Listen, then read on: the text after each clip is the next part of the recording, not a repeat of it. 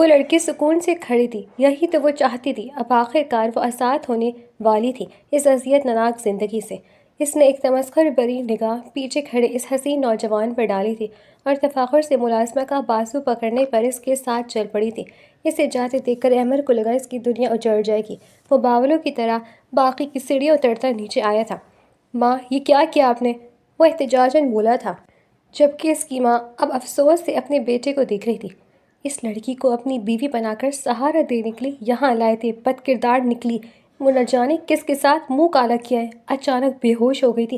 ملازمہ کے شب پر میں نے ڈاکٹر کو بلایا تو ڈاکٹر نے بتایا کہ وہ حامل ہے۔ تم تو کبھی اس کے قریب گئی نہیں، نہ جانے کس کا بچہ ہے، جانے کس بدبخت کے ساتھ منہ کالا کرتی رہی ہے ہماری ناک کے نیچے۔ بھول جاؤ اب اس لڑکی کو، بلکہ ایسا کرو کہ طلاق دے کر فارغ کرو۔ ایسی عورت کو اپنا نام و عزت دینا کوئی جواز نہیں جو تمہاری عزت کی حفاظت ہی نہ کر سکے۔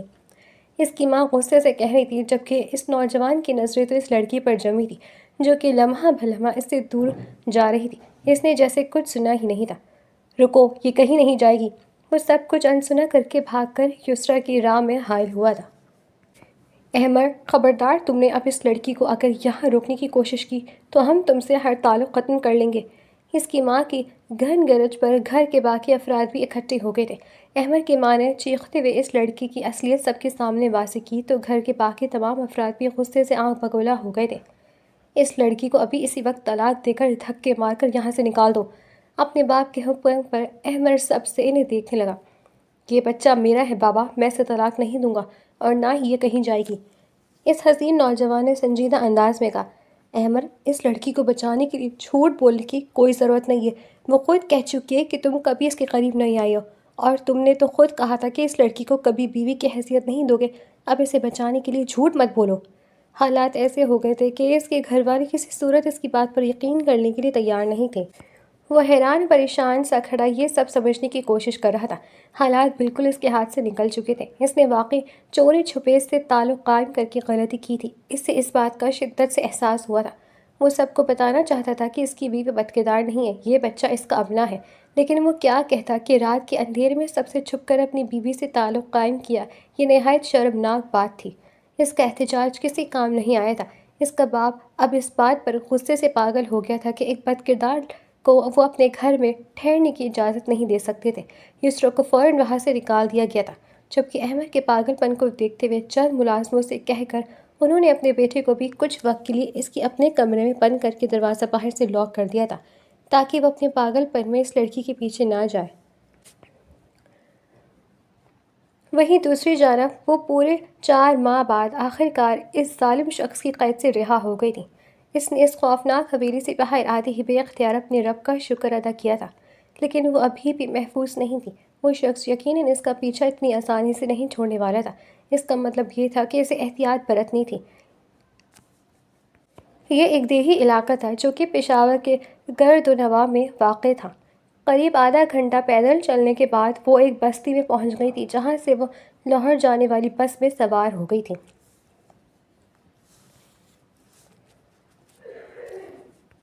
احمد خانزادہ نے پورا گھر سر پر اٹھا لیا تھا۔ گھر والے اسے زیادہ دیر قید نہیں کر پائے تھے۔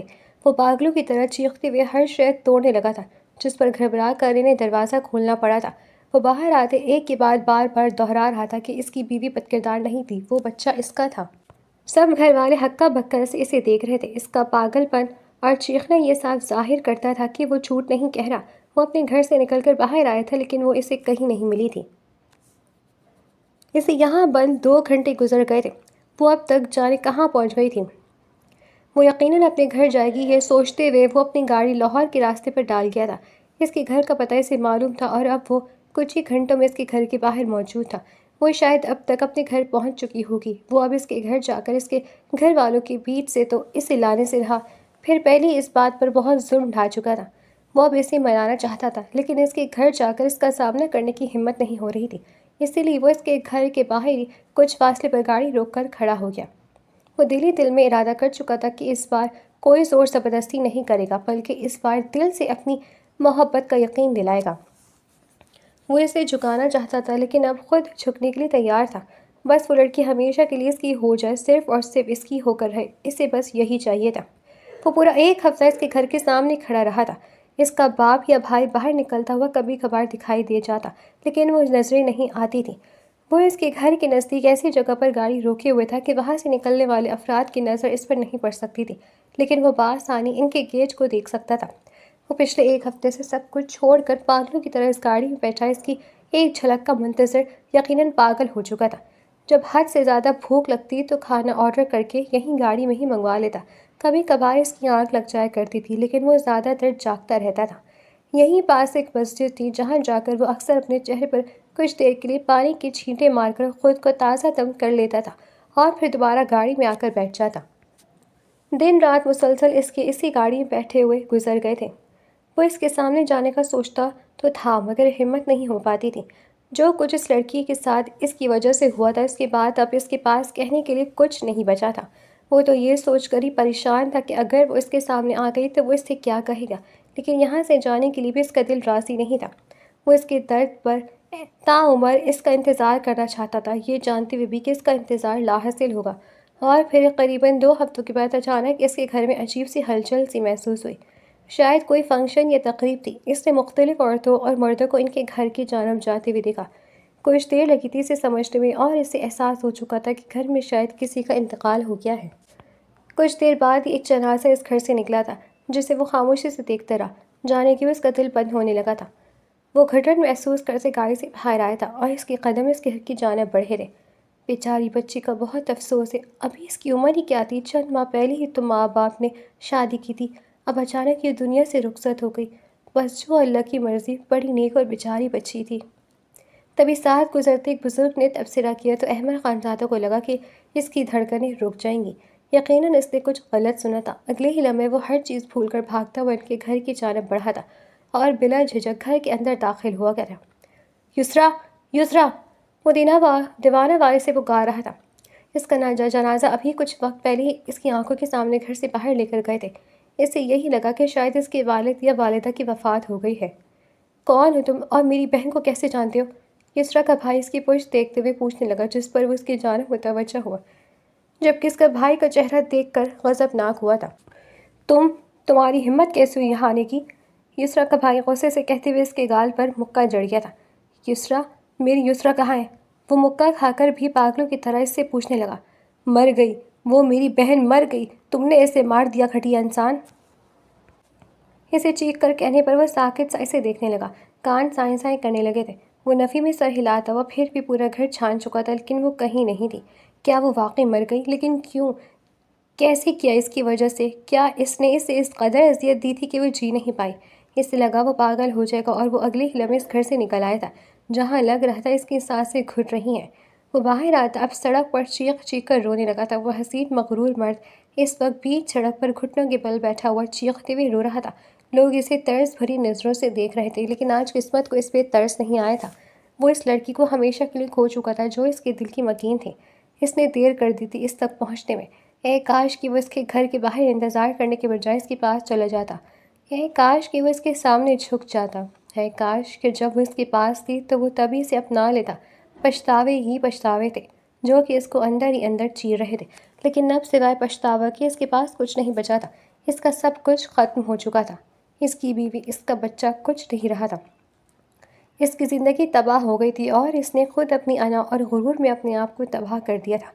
وہ لڑکی مرتے دم تک نہیں جھکی تھی، لیکن اس مرد کو جھکا چکی تھی، لیکن اب اس کے جھکنے کا کوئی فائدہ نہیں تھا۔ اس کی موت کا ذمہ دار وہ خود کو ٹھہرا رہا تھا۔ اس کے پاس اب سوائے افسوس اور چیخوں کے کچھ نہیں بچا تھا۔ اس کی چیخیں آسمان ہلا رہی تھیں۔ ارد گرد چلتے لوگ دہل کر اس بھرپور مت کو دیکھ رہے تھے جو بچوں کی طرح چیختے مسلسل روتا کوئی پاگل معلوم ہو رہا تھا۔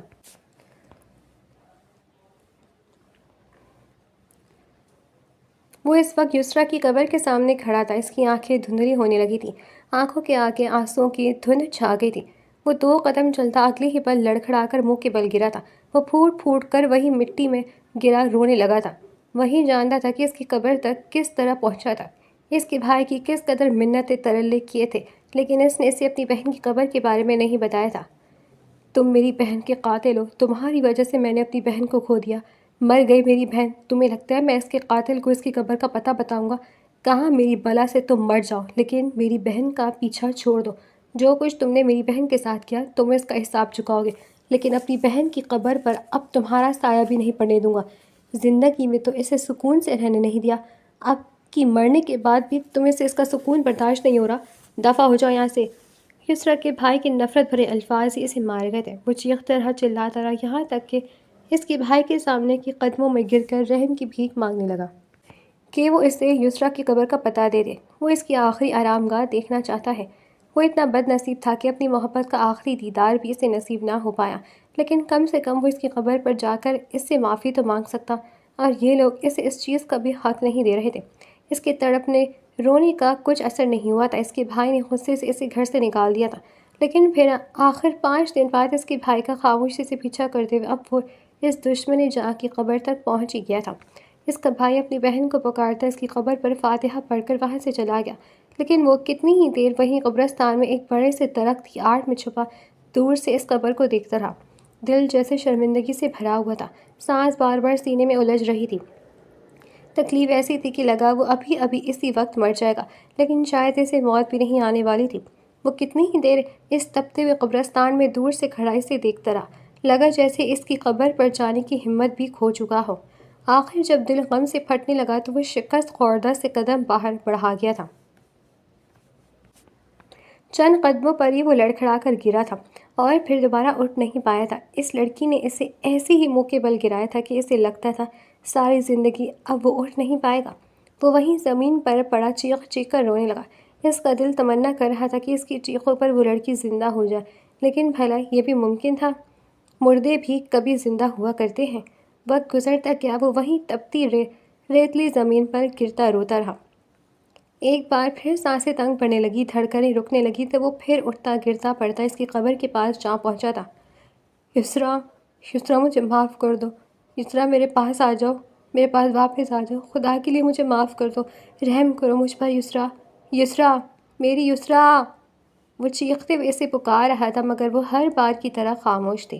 ہمیشہ کی طرح اسے بے سکون کر کے وہ خود سکون سے سو رہی تھی، اور اس کے لیے عمر بھر کی بے سکونی اور اذیت چھوڑ گئی تھی جس کے ساتھ اسے یہ پہاڑ جیسی زندگی گزارنی تھی۔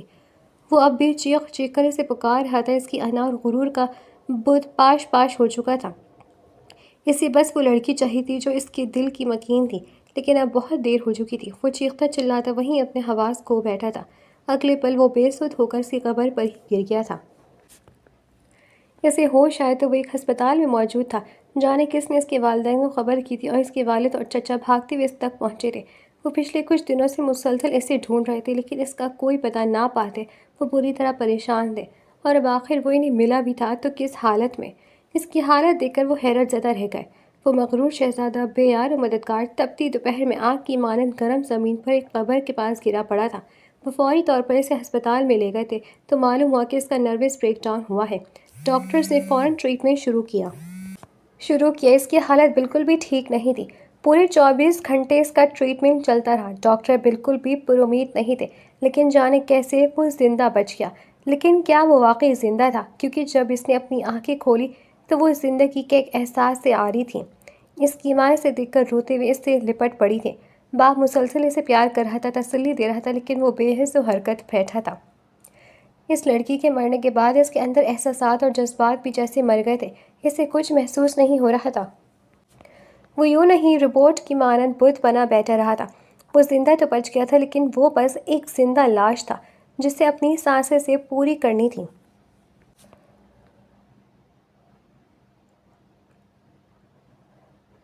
5 سال بعد اس واقعے کو پورے 5 سال گزر چکے تھے۔ وہ حسین نوجوان پوری طرح بدل گیا تھا۔ اس لڑکی کے جانے کے بعد جیسے اس کی دنیا رک سی گئی تھی۔ اس کی مینٹل ہیلتھ اس حسین لڑکی کی موت کے بعد سے بری طرح متاثر ہوئی تھی۔ اس کے مرنے کے بعد پینک اٹیک آنے لگے تھے اسے۔ ڈاکٹرز نے اس کی حالت بہت تشویشناک بتائی تھی۔ پورے 2 سال کے علاج کے بعد وہ کچھ بہتر ہوا تھا، لیکن پوری طرح ریکور نہیں ہو پایا تھا۔ اب بھی وہ نیم پاگل سا تھا، اکثر راتوں کو اٹھ کر چیخنے لگتا تھا۔ اس لڑکی کی موت نے اس مضبوط مرد کو اتنی بری طرح سے توڑا تھا کہ وہ اب نیم پاگل ہو کر رہ گیا تھا۔ اسے ہر جگہ اس لڑکی کے الویژن نظر آنے تھے۔ اسے وہ ہر جگہ چلتے پھرتے نظر آتی تھی۔ اس کے لب ہمہ وقت یسریٰ یسریٰ پکارتے تھے۔ وہ باوقار اور غرور والا شخص جسے دیکھ کر آنکھوں میں ستائش آ جایا کرتی تھی، یہ وہ مغرور شخص تو رہا ہی نہیں تھا، یہ تو محبت میں ہارا ہوا کوئی ناکام عاشق معلوم ہوتا تھا جس کا سب کچھ تباہ و برباد ہو گیا ہو۔ اس کے ماں باپ اسے دیکھ دیکھ کر روتے تھے۔ وہ لڑکی ان کے بیٹے کے لیے اس قدر ضروری تھی، کاش انہیں پہلے احساس ہو جاتا، لیکن اب وہ کچھ نہیں کر سکتے تھے کیونکہ وہ لڑکی اس دنیا میں نہیں رہی تھی۔ وہ شخص نہ تو زندوں میں تھا اور نہ مردوں میں، بس ایک اذیت بھری زندگی تھی جسے وہ گزارنے پر مجبور تھا۔ اپنی زندگی، اپنی محبت، اپنی خوشیاں اس نے اپنے ہاتھوں سے اجاڑ دی تھی۔ وہ ان 5 سالوں میں 2 سے 3 بار سوسائیڈ اٹیمپٹ کر چکا تھا۔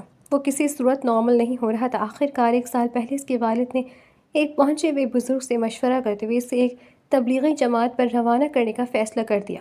ان کا کہنا تھا کہ وہ اللہ کے قریب ہوگا تو اس کی حالت بہتر ہو جائے گی، اور واقعی اس کا اثر ہوا تھا۔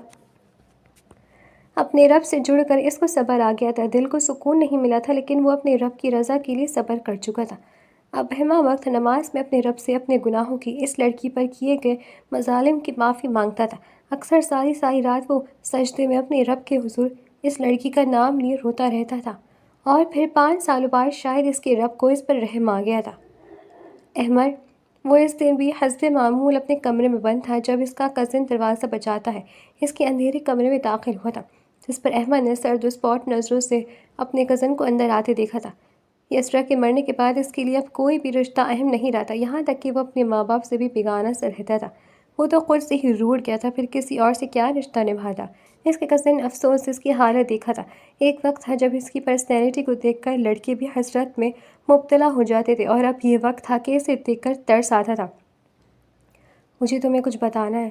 اس کی بات پر وہ خاموش رہا، جیسے نہ کچھ سن رہا ہو اور نہ ہی کچھ سننے کا شوق ہو۔ میں کل اسلام آباد میں ایک سیمینار اٹینڈ کرنے گیا تھا، سنجیدگی سے اسے دیکھتے بولا۔ مجھے لگتا ہے، بلکہ مجھے یقین ہے، میں نے وہاں یسرا کو دیکھا۔ وہ اتنا عرصہ ہماری حویلی میں رہی ہے، میں اسے پہچاننے میں غلطی نہیں کر سکتا، وہ وہی تھی۔ اس کی خاموشی پر وہ خود ہی اسے وہ بات بتا گیا تھا جسے سن کر مقابل کی آنکھیں بے یقینی سے پھٹی تھی۔ وہ فوراً سے سیدھا ہوتا اسے دیکھنے لگا۔ کیا یہ ممکن تھا؟ اس کا جنازہ اس کی آنکھوں کے سامنے اس کے گھر سے نکلا تھا۔ اس کی قبر اس نے خود دیکھی تھی، پھر وہ زندہ کیسے ہو سکتی تھی؟ وہ تو اس کی آنکھوں کے سامنے مر گئی تھی۔ وہ کتنی ہی دیر اسے دیکھتا رہا جیسے اس نے کچھ غلط سن لیا ہو۔ اس کا ذہن یہ یقین کرنے کے لیے تیار ہی نہیں تھا کہ وہ لڑکی زندہ ہے۔ اس کے نزدیک یہ ناممکن تھا۔ میرا یقین کرو احمر، میں نے واقعی اسے دیکھا ہے۔ وہ شاید KH انٹرپرائزز میں کام کرتی ہے، کیونکہ سیمینار انہی کی جانب سے منعقد کیا گیا تھا، اور اسے دیکھ کر لگ رہا تھا جیسے وہ میزبان ہو۔ اس کے کزن نے اس کی حالت دیکھتے ہوئے ایک بار پھر اسے یقین دلایا تھا۔ وہ اس کی کزن کی بیوی تھی، وہ اسے اچھے سے پہچانتا تھا۔ وہ پورے 3 ماہ بعد اس کے گھر میں رہی تھی۔ بے شک ملازمہ کی حیثیت سے حاصل تھی، لیکن گھر کے تمام افراد نے ہمیشہ اسے احمد خان کی عزت سمجھا تھا۔ وہ فوراً ہڑبڑا کر اپنی جگہ سے اٹھا تھا۔ وہ نہیں جانتا اس نے جو سنا ہے وہ سچ ہے یا جھوٹ، وہ زندہ ہے یا نہیں، لیکن اس کے دل کو ایک امید ملی تھی، اور وہ اس امید کے پیچھے اپنا سب کچھ داؤ پر لگا دینا چاہتا تھا۔ وہ ایک بار اسے ڈھونڈنا چاہتا تھا۔ شاید قسمت کو اس پہ رحم آ گیا، اسے یقین نہیں آیا تھا، لیکن اس کے باوجود بھی اس کا دل بے قرار ہو گیا تھا۔ احمد اپنے کزن کی بات سن کر پاگل ہوتا فوراً سے اٹھ کر کمرے سے نکلا تھا۔ اسے تیزی سے بھاگ کر باہر نکلتے دیکھ کے اس کے والد پریشان سے اس کے پیچھے جانے لگے تھے، مگر وہ پہلی گاڑی نکال گیا تھا۔ اس کے چچا زاد کزن نے سب کو حقیقت بتائی تو وہ سب بھی بے چین ہو گئے۔ احمد کے والد نے اس کے پیچھے گارڈ روانہ کیے تھے، جو کہ خاموشی سے اس کا پیچھا کرتے اس کے پل پل کی خبر ان تک پہنچائے۔ وہ اب اپنے اکلوتے بیٹے کے معاملے میں کوئی کوتاہی نہیں کرنا چاہتے تھے، کیونکہ اس کی حالت ابھی بھی ٹھیک نہیں تھی۔ احمد کے لیے یہ چند گھنٹوں کا سفر اس کی زندگی کا سب سے تکلیف دہ اور طویل ترین سفر تھا۔ لگ رہا تھا کہ راستہ کٹ ہی نہیں رہا۔ وہ فل سپیڈ میں ڈرائیو کر رہا تھا، کتنے ہی سگنلز توڑ چکا تھا، کتنی ہی بار اس کا ایکسیڈنٹ ہوتے ہوتے بچا تھا۔ اسلام آباد پہنچتے وہ سیدھا اپنی کزن کی بتائی گئی اس کمپنی کے سامنے پہنچ چکا تھا۔ 5 سال پہلے اس شخص کی قید سے نکلتے ہی وہ اپنے گھر نہیں گئی تھی، بلکہ اپنی ایک دوست کے پاس آ گئی تھی جو کہ اسلام آباد میں رہتی تھی۔ اس کے پاس اپنی ڈگری تھی، اس نے جاب کے لیے اپلائی کیا تھا اور اسے ایک اچھی پوسٹ پر نوکری مل گئی تھی۔ لیکن سب سے بڑا مسئلہ احمد خان تھا، جو کہ یقیناً بہت جلد اسے ڈھونڈتا ہوا اس تک پہنچ جاتا۔ اس لیے اس نے اپنے گھر والوں سے رابطہ کر کے ان سے اپنی جھوٹی موت کا یہ ڈرامہ رچانے کے لیے کہا تھا، تاکہ احمد خانزادہ کو یقین ہو جائے کہ وہ مر چکی ہے اور وہ اس کا پیچھا چھوڑ دیں۔ بھائی، میرا یقین کریں، وہ بہت برا انسان ہے۔ وہ میرا پیچھا آسانی سے نہیں چھوڑے گا۔ وہ ایک پالیٹکس فیملی سے تعلق رکھتا ہے۔ اب کے بعد وہ مجھے میرے گھر سے اٹھا کر لے جائے گا۔ وہ بہت گھٹیا انسان ہے۔ اس سے جان چھڑوانے کے لیے آپ کو یہ سب کرنا ہی ہوگا۔ لیکن نہایت چالاکی اور ہوشیاری کے ساتھ کہ میں نہیں چاہتی کہ کسی بھی طرح اس شخص کو سچ کا پتہ چلے اور وہ ایک بار میرے پیچھے پڑ جائے۔ مجھے یقین ہے میں کہیں بھی چلی جاؤں، کہیں بھی چھپ جاؤں، وہ گھٹیا شخص مجھے ڈھونڈ ہی نکالے گا۔ اس لیے میں چاہتی ہوں کہ اس کی امید ہمیشہ کے لیے ٹوٹ جائے اور اس کے پاس مجھ تک پہنچنے کا کوئی راستہ ہی نہ بچے، تبھی وہ تھک ہار کر میرا پیچھا چھوڑ دے گا۔ اس نے اپنے گھر والوں کو مختصراً سب کچھ بتا دیا تھا، جو کچھ اس کے ساتھ ہوا، جو اس پر گزرے، وہ اپنی غلطی کی سزا جو اس نے بھگتی اور جس طرح وہ وہاں سے نکلی، وہ سب کچھ انہیں بتا چکی تھی، اور ساتھ ہی یہ بھی کہ وہ شخص اس کے پیچھے ضرور آئے گا، اس لیے اسے جان چھڑوانا ہے، بے حد ضروری ہے۔ پہلے اس کا پلان یہ تھا کہ وہ جب بھی ان کے گھر آئے گا تو اس کے گھر والے یہی کہیں گے کہ وہ مر گئی ہے اور اس کی جھوٹی بنائی گئی خبر اس بات کا پختہ یقین ہوں گی۔ لیکن جب ہفتہ گزر گیا، وہ اس کے گھر نہیں آئے تو اس کے گھر والوں کے ساتھ خود یسریٰ کو بھی تشویش ہونے لگی، جب اچانک اس کے بھائی نے اسے اچانک دیکھ کر پہچان لیا۔ وہ تو ان کے گھر کے سامنے ان کے گھر پر نظر رکھے ہوئے تھا، پتہ نہیں وہ کب سے یہاں تھا۔ ایک ہمسائے سے پوچھنے پر پتہ چلا کہ وہ گاڑی پچھلے چند ہفتوں سے یہیں کھڑی تھی۔ تب انہیں احساس ہوا وہ یہ جھوٹ نہیں بول سکتے، انہیں اس جھوٹ کو پوری طرح ثابت کرنا ہوگا۔ یسریٰ کے بھائی نے یہ اعلان ترتیب دیا اور چند ہمسایوں کو اس سب میں شامل کرتے اس نے وہ جنازے والا کھیل کھیلا، جبکہ دل ہی دل میں وہ سب ڈرے ہوئے تھے کہ اگر اس نے دیکھ لیا کہ اس چادر کے پیچھے سوائے تکیوں کے اور کچھ نہیں، کیا وہ ان کے پیچھے پیچھے قبرستان پہنچ گیا تو وہ پھر کیا ہوگا۔ لیکن قسمت نے ان کا ساتھ دیا تھا اور سب کچھ ویسے ہی ہوا تھا جیسے انہوں نے سوچا تھا۔ وہ گھر سے جنازہ نکالتا دیکھ کر بھی خاموش رہا تھا، یہاں تک کہ وہ جنازہ وہاں سے لے گئے، اور پھر جیسا کہ انہوں نے سوچا تھا، ایک ہمسائے نے جان بوجھ کر صرف اسے سنانے کے لیے اظہار افسوس کیا تاکہ اسے معلوم ہو سکے کہ جو جنازہ کچھ وقت پہلے اس کی آنکھوں کے سامنے سے نکلا ہے وہ یسریٰ کا ہی ہے۔ اس کے بھائی نے اس دن جان بوجھ کر اسے قبر تک کا راستہ دکھایا تھا تاکہ اسے پوری طرح یقین آ جائے۔ وہ چھپ کر اس کی حالت دیکھتا رہا تھا، اس کا رونا تڑپنا دیکھ کر یسریٰ کے بھائی کو بھی ایک پل کے لیے اس پر افسوس ہوا تھا، لیکن اگلے ہی پل اس کی آنکھوں کے سامنے اپنی بہن کا چہرہ آیا جسے اس شخص نے تباہ کیا تھا۔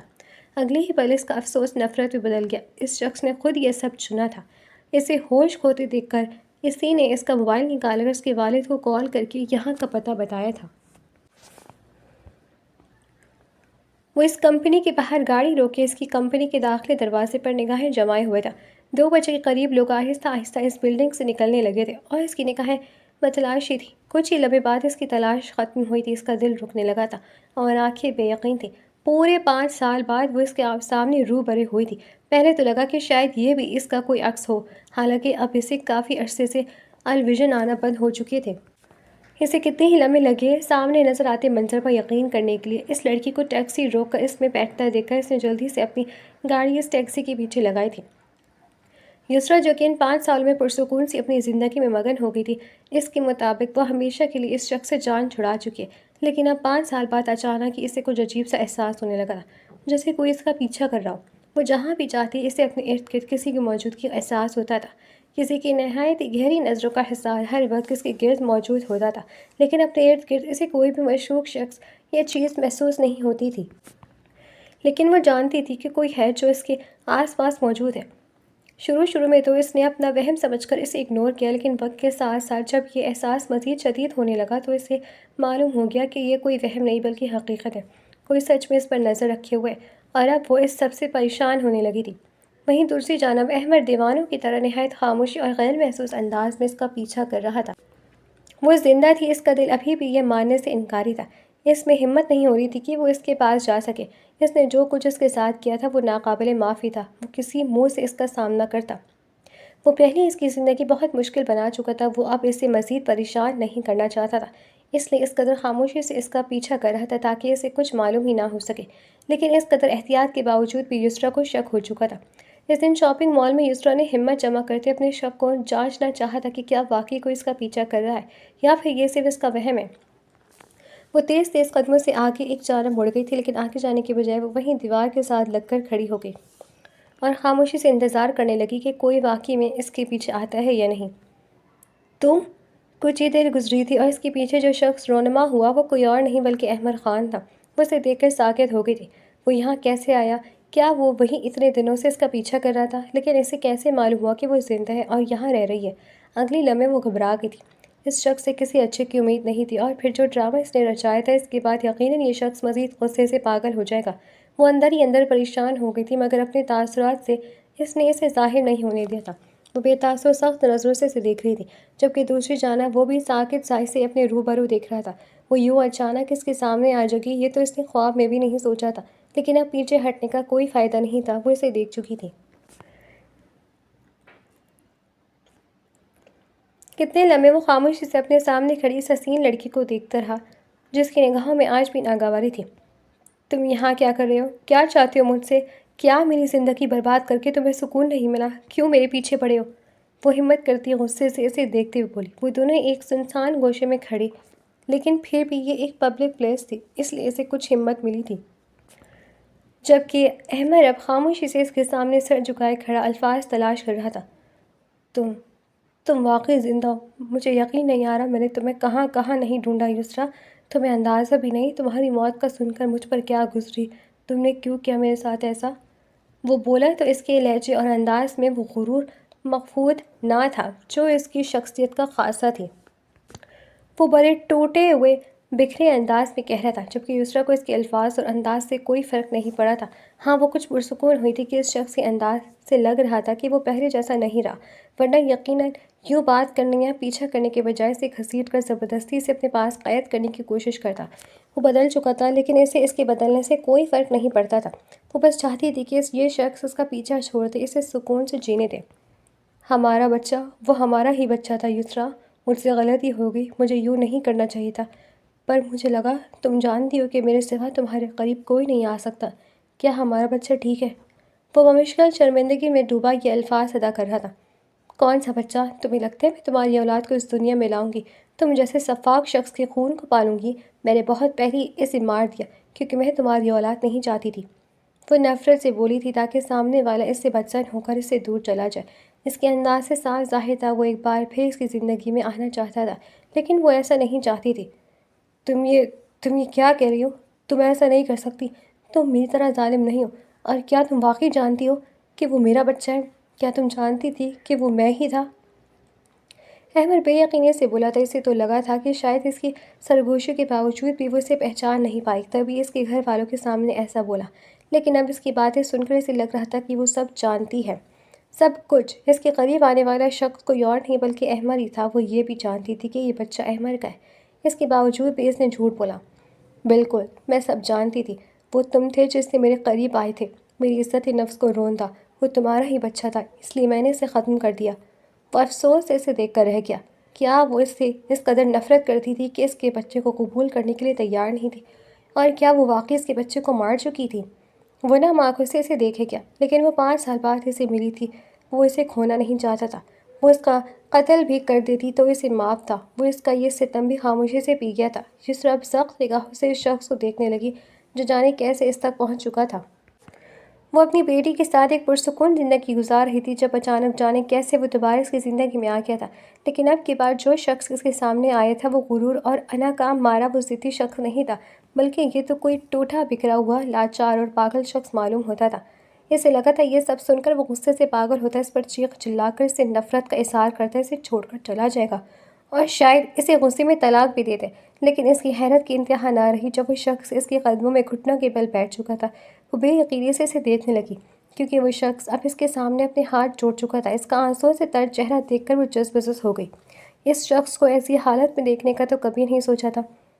مجھے معاف کر دو یسریٰ، میں نے تم پر ظلم کیا، میں نہیں جانتا تم سچ میں زندہ میرے سامنے ہو یا یہ کوئی خواب ہے، مگر مجھے تمہاری معافی چاہیے۔ میں نہ تو سکون سے جی پا رہا ہوں نہ مر پا رہا ہوں، کتنی ہی بار سوسائڈ اٹیمپٹ کر چکا ہوں، مگر تمہارے ساتھ کیا ظلم مجھے مرنے بھی نہیں دیتا۔ مجھ پر رحم کرو، میں سکون سے مرنا چاہتا ہوں، اگر تم معاف کر دو تو شاید میرا رب بھی مجھے معاف کر دے، شاید یہ زندگی ختم ہو جائے۔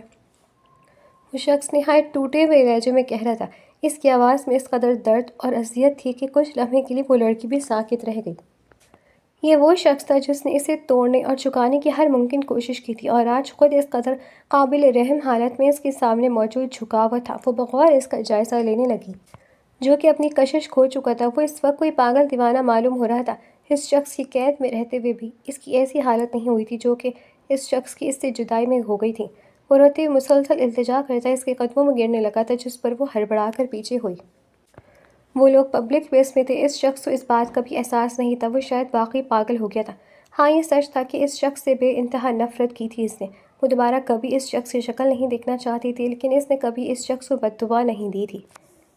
اس نے کبھی نہیں چاہا تھا کہ وہ شخص اس حال میں پہنچے۔ اس نے تو اپنے رب کی رضا کی خاطر صبر سے سب کچھ برداشت کیا تھا، اور پھر اس کے رب نے اس کے صبر کا صلہ اس سے اس کی بیٹی کی صورت میں ادا کیا تھا۔ میں نے معاف کیا تمہیں احمر، اپنے رب کی رضا کی خاطر میں نے تمہیں معاف کر دیا۔ پلیز اب اٹھو، اور ہو سکے تو میرا پیچھا چھوڑ دو، میں سکون سے جینا چاہتی ہوں۔ اس کی بات پر احمد خانزادہ نے آنکھوں میں آنسو لیے سر اٹھایا تھا اور ایک بار پھر سر جھکا لیا تھا۔ اس کی معافی پر وہ کتنے ہی لمحے خاموشی سے اسے دیکھتا رہا تھا۔ دل یقین کر چکا تھا کہ یہ کوئی خواب نہیں، بلکہ وہ حقیقت میں اس کے سامنے ہے۔ شاید یہ کوئی معجزہ تھا۔ وہ اسے معاف کر چکی تھی، لیکن اس کے چھوڑنے والی بات اس کی روح تک کو چھلنی کر گئی تھی۔ اسے چھوڑنا ناممکن تھا، جبکہ یسریٰ اسے خاموش دیکھ کر ایک افسوس بھری نظر اس پر ڈال کر وہاں سے جا چکی تھی۔ وہ اب بھی ویسے ہی بیٹھا تھا۔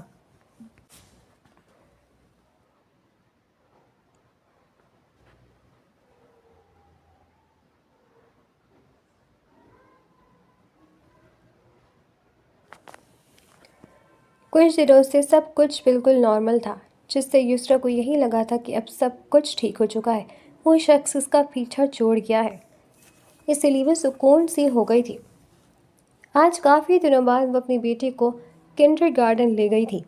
اس سے پہلے ہی دن شک ہو گیا تھا کہ کوئی اس کے پیچھے ہے، جس کی وجہ سے اس نے احتیاطاً اپنی بیٹی کو گھر میں ہی رکھا ہوا تھا، اور اب جب اسے لگا کہ وہ شخص اس کی جان چھوڑ چکا ہے تو اس کی زندگی واپس روٹین کی جانب آ گئی تھی۔ لیکن وہ غلط تھی، کیونکہ احمد نے اب ہر جگہ اس کا پیچھا کرنا تو چھوڑ دیا تھا، لیکن اس نے اس کے سامنے والا فلیٹ کرائے پر لے لیا تھا، اور ڈور ہول اور ونڈو سے خاموشی سے اس کی گھر کے دروازے اور بالکنی پر نظر رکھتا تھا۔ وہ اس دن بھی اپنے فلیٹ کی ونڈو سے اسے آفس جاتا دیکھ رہا تھا، جب اس کے ساتھ موجود بچے کو دیکھ کر چونک گیا۔ احمد خانزادہ کو اپنی دھڑکنیں رکتی ہوئی محسوس ہو رہی تھی۔ تو کیا اس کے رب کو واقعی اس پر رحم آ گیا تھا؟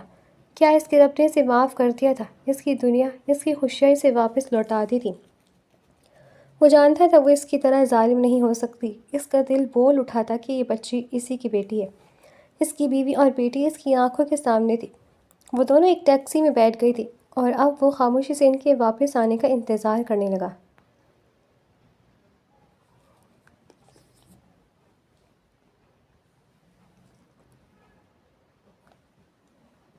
یسریٰ 2 بجے اپنی بیٹی کو پک کرتی واپس لوٹ آئی تھی۔ اس نے اپنے اپارٹمنٹ کا دروازہ کھولتے اندر داخل ہو کر دروازہ بند کرنا چاہا تھا، جب اس شخص کا ہاتھ درمیان میں آیا تھا۔ احمد تیزی سے دروازہ کھول کر اندر داخل ہوا تھا۔ ڈر تھا کہ وہ اس کے منہ پر زوردار دروازہ ہی بند نہ کر دے۔ اس حسین نوجوان کی آنکھوں سے آنسو بہنے لگے تھے۔ وہ نم انداز میں مسکرا دیا تھا۔ یسریٰ نے غصے سے ایک نظر اسے دیکھتے ہوئے پھر اپنی بیٹی کو دیکھا تھا، جو کہ حیران پریشان سی اس اجنبی شخص کو دیکھ کر خوفزدہ ہو رہی تھی۔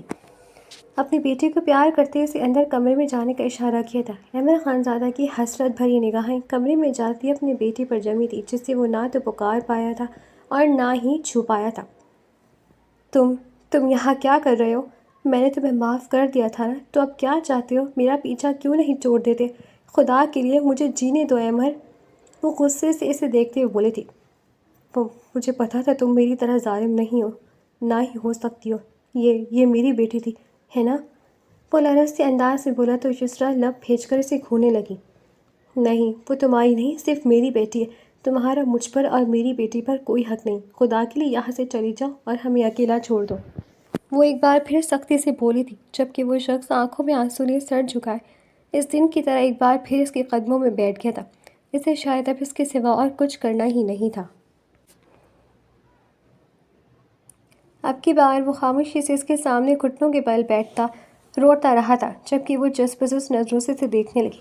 وہ نہیں جانتی کیوں، لیکن اس کی آنکھیں نم ہونے لگی تھی۔ اس شخص کی حالت دیکھ کر اسے ترس آیا تھا۔ میں نے تمہیں توڑنا چاہا، جھکانا چاہا۔ میں چاہتا تھا کہ تم میرے سامنے جھکو، مجھ سے بھیک مانگو کہ میں تمہیں اپنا لوں، لیکن آج میں اس مقام پر ہوں کہ میں تم سے بھیک مانگتا ہوں۔ خدا مجھے اپنا لو، تمہارے بغیر نہیں رہ سکتا، ساری زندگی تمہارا غلام بن کر گزار دوں گا، لیکن مجھ پر رحم کرو۔ میں بھی اپنی فیملی کے ساتھ ایک خوشگوار زندگی گزارنا چاہتا ہوں۔ خدا کے لیے مجھے بس ایک موقع دے دو۔ کافی دیر خاموش رہنے کے بعد وہ گیلی آواز میں اسے التجا کرنے لگا، جس پر یسریٰ گہرا سانس لے کر رہ گئی۔ اس نوجوان کو ایسی حالت میں کبھی دیکھے گی، یہ اس نے سوچا بھی نہیں تھا۔ پتہ نہیں کیوں مگر اس کا دل ایک بار پھر اس سے دغا کرتا سامنے بیٹھے شخص کے لیے نرم پڑ چکا تھا۔ اگلے لمحے وہ اس کے سامنے گھٹنوں کے بل بیٹھ چکی تھی۔ تم نے واقعی میرے ساتھ اچھا نہیں کیا عمر، لیکن وہ شاید میرے رب کی آزمائش تھی جس سے میں اپنے رب کی مسیحت قریب ہو گئی۔ میں وہ سب بھول چکی ہوں، اپنی زندگی میں آگے بڑھ گئی ہوں۔ اگر تم مجھے دنیا کے سامنے عزت اور میری بیٹی کو اپنا نام دو تو احمد خان، میں تمہاری تمام خطائیں معاف کر کے تمہارے ساتھ زندگی کی ایک نئی شروعات کرنے کے لیے تیار ہوں۔ تم نے کبھی مجھ سے محبت سے میرا ساتھ مانگا ہی نہیں، ورنہ شاید تم نہیں جانتے کہ میں نے واقعی تم سے محبت کی تھی۔ تم نے ہمیشہ مجھے جھکانا چاہا، توڑنا چاہا، تم نے کبھی میری محبت مانگی ہی نہیں۔ اب جب تم واقعی شرمندہ ہو، تم واقعی میرا ساتھ چاہتے ہو، تو میں اپنے رب کی ناشکری کرتے ہوئے اسے ٹھکراؤں گی نہیں۔ اس حسین لڑکی کے ٹہر ٹہر کر کہتے احمد خان نم ہوتی آنکھوں کے ساتھ مسکرا دیا تھا، اور اگلے ہی لمحے وہ اس نازک سی لڑکی کو اپنے سینے سے لگا گیا جو کہ اس کے جینے کی وجہ تھی۔ میں وعدہ کرتا ہوں کہ کبھی تمہیں تمہارے اس فیصلے پر پچھتاوا نہیں ہونے دوں گا۔ تمام عمر تم دونوں کا خیال رکھوں گا، اپنی جان پر کھیل کر ہمیشہ تمہاری حفاظت کروں گا۔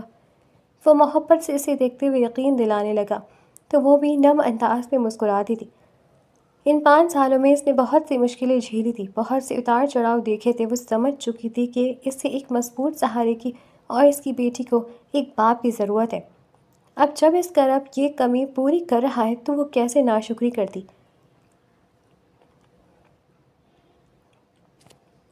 ماما! اپنی بیٹی کی آواز پر وہ دونوں اس کی جانب متوجہ تھے۔ حریم ادھر آؤ بیٹا، یہ تمہارے پاپا ہیں۔ یسریٰ کی بات پر احمد خان تڑپتی نگاہوں سے اپنی بیٹی کو دیکھتے رہا تھا، جو کچھ لمحے بے یقین سے اسے دیکھتی رہی، پھر پاپا کہتے ہوئے اس کے سینے سے آ لگی تھی۔ احمد خان محبت سے اسے خود میں سمیٹ گیا تھا۔ آخر کار اس کے رب نے اس کی توبہ قبول کر لی تھی اور اسے اس کی دنیا یعنی اس کی بیوی اور بیٹی لوٹا دی تھی۔ وہ اب تمام عمر اپنے رب کا شکر ادا کرنے والا تھا۔